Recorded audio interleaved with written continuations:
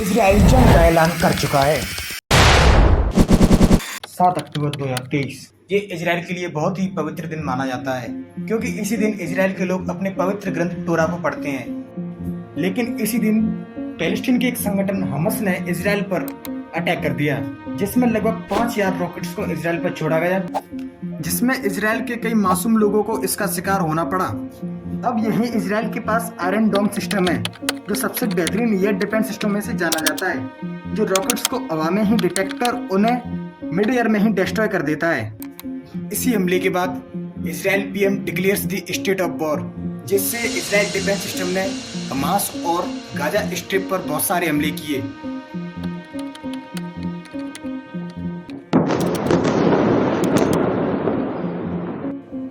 Recently Israel air force के attack में top Hamas commander Bilal al Kedra killed in Gaza, और Gaza strip में कई बिल्डिंग्स को डिस्ट्रॉय किया जाता है। इजराइल द्वारा बॉम्ब बरसाए जा रहे हैं और लोग मारे जा रहे हैं। अब ये टॉपिक इतना कंट्रोवर्शियल हो गया है कि अब ये जानना बहुत मुश्किल है कौन यहाँ सही है कौन यहाँ गलत। जानने की कोशिश करते हैं इस वीडियो में।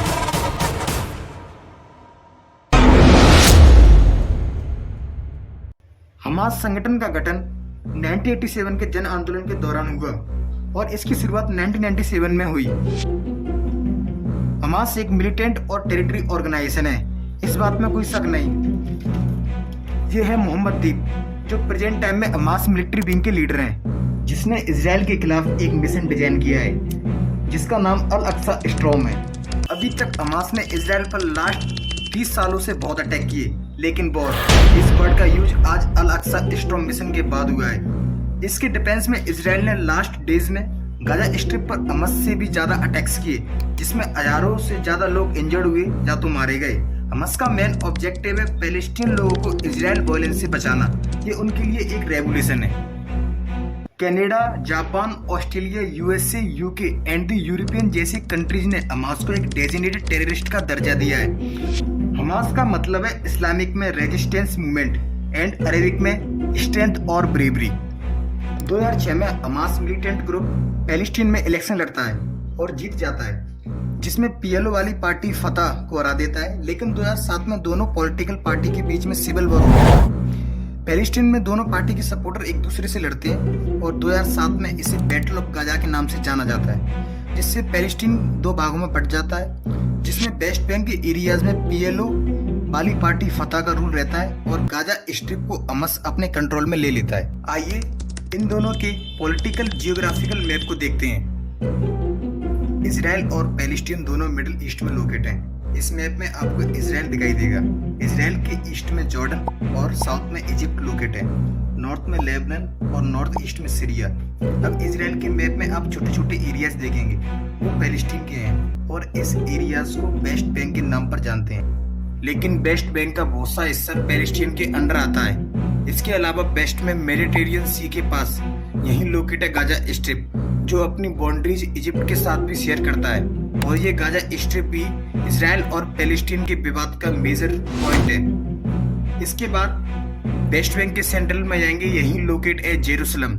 जेरूसलम इस कॉन्फ्लिक्ट का सबसे मेन रीजन है और इस कॉन्फ्लिक्ट की शुरुआत यहीं से होती है। 2 नवंबर 1970 इसी दिन ब्रिटिश गवर्नमेंट बाल्फोर डिक्लेरेशन को प्रेजेंट करती है। इस पूरे डिक्लेरेशन में पैलेस्टीन में ज्यूज के लिए जेरूसलम के आसपास घर बनाने को बात होती है।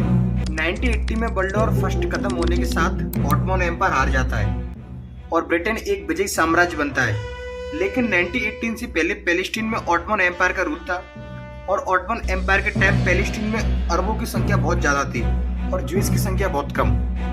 लेकिन धीरे धीरे सब चेंज होने लगता है।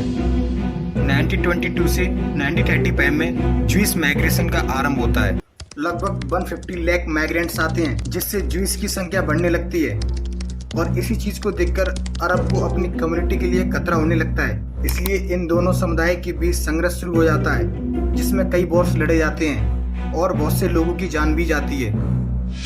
1948 से पहले पैलेस्टीन पर ब्रिटिश गवर्नमेंट का रूल था, लेकिन 1948 में ब्रिटेन को लगता है इस पूरी समस्या का समाधान वो नहीं खोज पाएगा। इसीलिए ब्रिटेन पैलेस्टीन से अपनी पूरी आर्मी को वापस बुला लेता है। इसलिए ये पूरा विवाद यूनाइटेड नेशन के पास पहुंच जाता है, जिससे 1947 में यूएन पार्टीशन प्लान लागू किया जाता है, जिसमें यूनाइटेड नेशन अपने प्लान में अप्रॉक्स 55% एरिया ज्यूइश स्टेट और 43% एरिया अरब स्टेट के लिए रखता है और जेरूसलम इंटरनेशनल कंट्रोल में रहेगा। जेरूसलम बहुत ही हिस्टोरिकली एंड होली एरिया है ज्यूइश और अरब के लिए। ज्यूइश यूनाइटेड नेशन के प्लान से एग्री होते हैं, लेकिन अरब इस प्लान से बिल्कुल भी सहमत नहीं होते। वो मानते हैं पैलेस्टीन उनका घर है, लेकिन ज्यूइश को भी लगता है वो उनका घर है।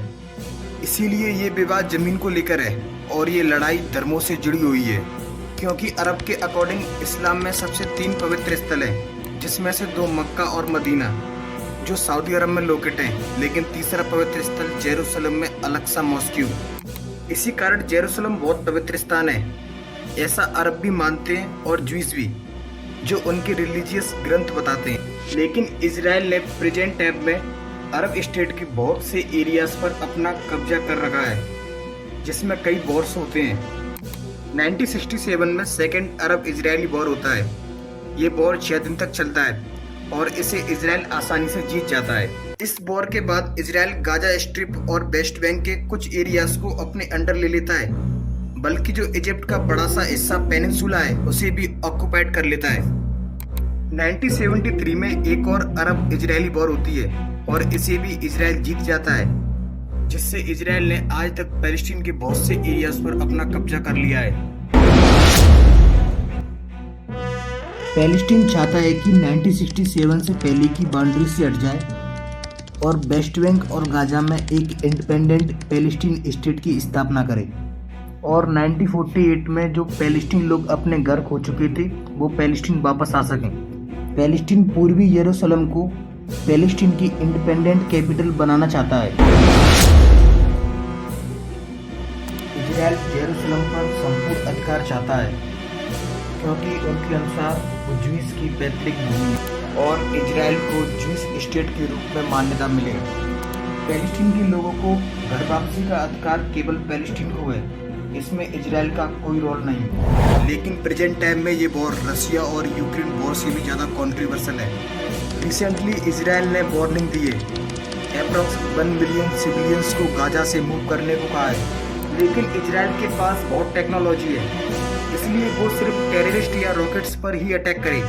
इसमें बेचारे इनोसेंट लोगों की क्या गलती है। लेकिन इस सब को न देखते हुए इजराइल ने गाजा सिटी से इलेक्ट्रिसिटी और वाटर सप्लाई भी बंद कर दी है और कंटिन्यूसली गाजा पर एयर स्ट्राइक किए जा रहे हैं, जिसमें अप्रॉक्स 4000 से ज़्यादा लोगों की जानें गई हैं और 15000 से ज़्यादा लोग इंजर्ड हुए हैं और गाजा सिटी को कम्प्लीटली डिस्ट्रॉय कर दिया है। इजराइल का मेन ऑब्जेक्टिव है हमास को जड़ से ख़त्म करना। अब ये वॉर इतना कॉन्ट्रोवर्शियल है, इसका सॉल्यूशन बताना बहुत मुश्किल है। आगे क्या हो सकता है इसका सॉल्यूशन, अपने अकॉर्डिंग कमेंट बॉक्स में ज़रूर बताएं। होप आपको वीडियो पसंद आया होगा। Thanks for watching.